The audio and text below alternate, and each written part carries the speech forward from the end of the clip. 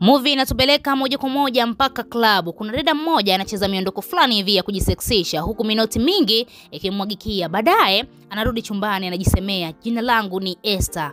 Embu kata, hilo jina langu ni Extra. Mimi ndo Extra. Wewe ni mzuri. Mungu anajua kuumba. Mzuri mpaka unakera. Baadaye kuna sauti kisikika kimuita, we Esther, hivi unajua wanakusubiri wewe? Kwa shida yako nini? Naitwa Extra. Umenisikia wewe?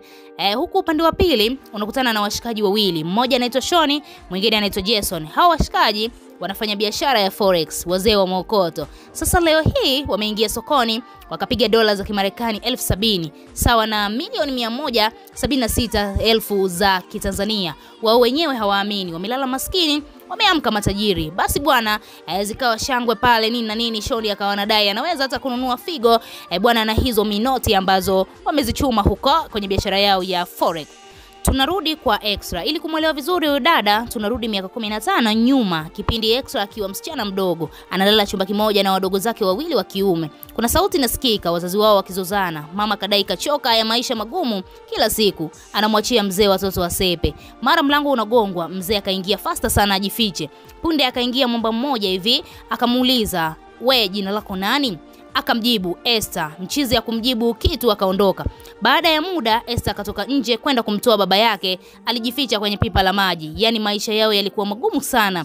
Baba yake Esther alikuwa na madeni kila kona. Tunarudi huku maisha yake ya sasa. Akajiandaa kama kawaida, akatoka akaingia mzigoni. Ni kucheza na bomba tu mpaka kieleweke, ni kuwavutia mabosi mpaka waweke hela, ikiwezekana wamnunue kwa usiku mzima. Sasa wakati anacheza na bomba, akakitupa kichwa kwa nyuma hivi, macho yakagongana na Shoni, mzee wa forex. Pesa ipo bwana, ni bata kwa kwenda mbele. Shoni akavutiwa sana na Esther. Ghafla tu huku Esther tena macho yakamwangukia tajiri mmoja hivi, akabadilika ghafla, sura ikajawa huzuni. Mchuzi anakula mitungi, anachanganya na moshi tu. Huyu mwamba ni nani? Huku Shoni anataka amfuate Esther, kutupa macho bombani, hamuoni, ameshapanda kaaba mwingine.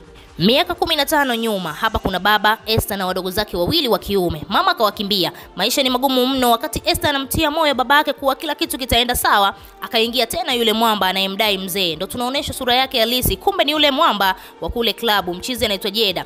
Mchizi anaitaka hela yake. Esther akamtetea mzee wake kwa kujiamini. Mzee wangu akipata pesa atakupa tu. Unataka kumuua mzee wangu? Juzi kidogo anguke bafuni kwa kukimbia wewe. Mzee anamziba mdomo. Jeda akacheka sana. Kavutiwa sana na ujasiri wa Esther. Akamchukua kwa nguvu akamleta kwenye hii klabu yake, akamkabidhi kwa huyu mama anaitwa Mama D. Ndio huwa anawasimamia makahaba wote, pesa inayoingia na wanaenda kulala na nani. Hivyo Esther atajiuza hapo mpaka deni liishe. Na sio yeye tu, kulikuwa na wasichana wadogo wengi tu ambao wanatumikishwa katika kazi hiyo ya ukahaba.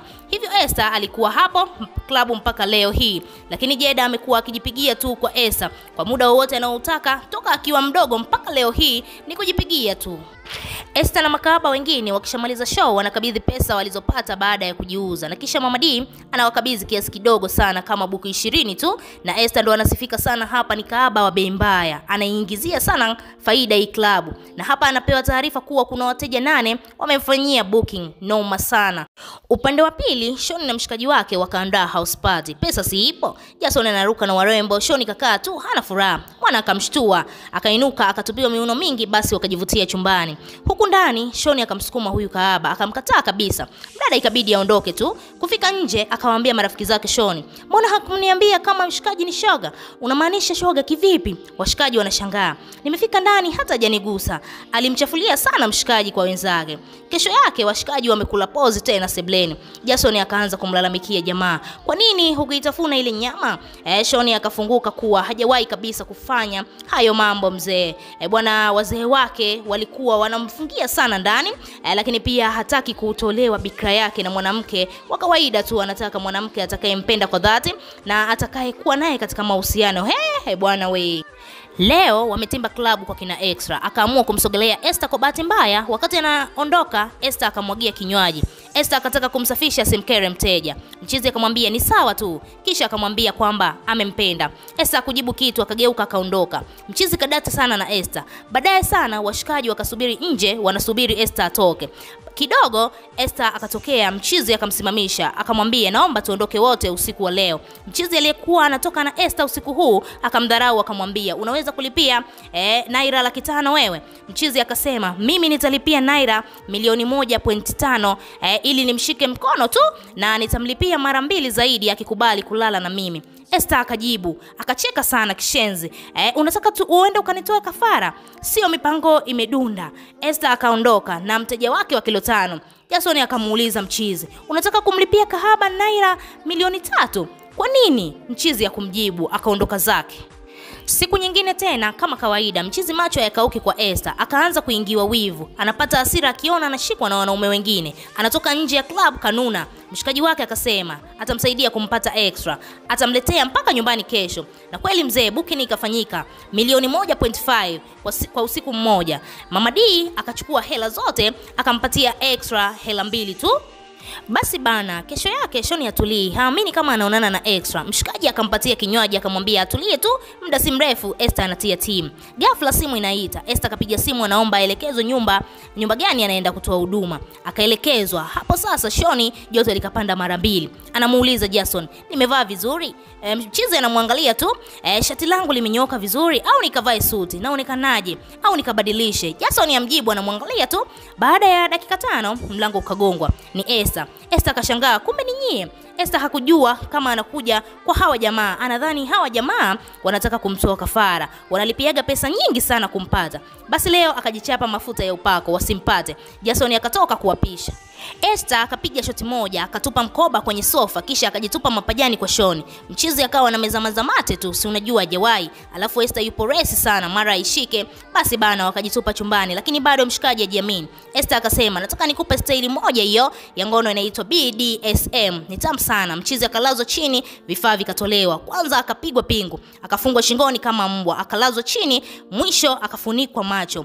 Ukachukuliwa mjeledi, sasa akachapwa mmoja, mchizi akaruka. Shoni akaomba wafanye tu style za kawaida. Baadaye mchizi akasema ukweli wote, mimi nilikuwa sina nia ya kulala na wewe, nilitaka tu tukae tupige story mimi na wewe. Extra akasema hakuna shida, niambie sasa. Stories kaanza pale nini na nini. Baadaye wakati wa kulala walilala pamoja pia. Mchizi akumgusa hata kidole. Kesho yake Shoni anatoka resi, anaenda jikoni kumwandalia Esther chai. Anakutana na Jason. Mchizi akamuuliza, hivi jana ulitisha kweli? Nimetega sikio langu mlangoni kwako usiku mzima, sijasikia sauti yoyote, sijasikia niue, sijasikia ni nyonge. Kabla Shoni hajajibu kitu, akatokea Esther, huyo mshikaji wako ni Simba. Akaanza kumsifia mchizi, yani mpaka sasa hivi miguu inatetemeka. Miguu inatetemeka. Jason haamini haya anayoyasikia. Basi bana, haya Simba mwenyewe, mimi nipo ndani huko. Wakabaki wawili tu. Mchizi akaomba walau kumbato kwa Esther kumsaidia. Esther akamkumbatia, akamshika makalio, akaruka. Si umesema unataka kumbato wewe? Sister akasepa zake, akabeba mabegi yake, akapita hivi kurudi mzigoni. Usiku wa siku hiyo wachizi wakaja tena klabu kwa Esther. Leo hii Shoni akacheza sana mziki na Esther. Staili zote Esther alimuonesha. Baadaye wakaingia chumbani, lakini hakuna chochote kilichotokea. Mshikaji bado anajitunza, anataka mipunduko na mtu ambaye ataingia naye katika mahusiano. Siku kadhaa mbele Esther akarudi nyumbani kwao kabisa. Akamkuta baba yake ni mgonjwa. Akamtia moyo kwamba akimaliza madeni atarudi nyumbani. Yani toka kipindi kile hadi leo deni halijaisha. Mzee akawa anafurahia tu na kumtia nguvu Esther, kuwa hakuna namna, madeni lazima yalipwe.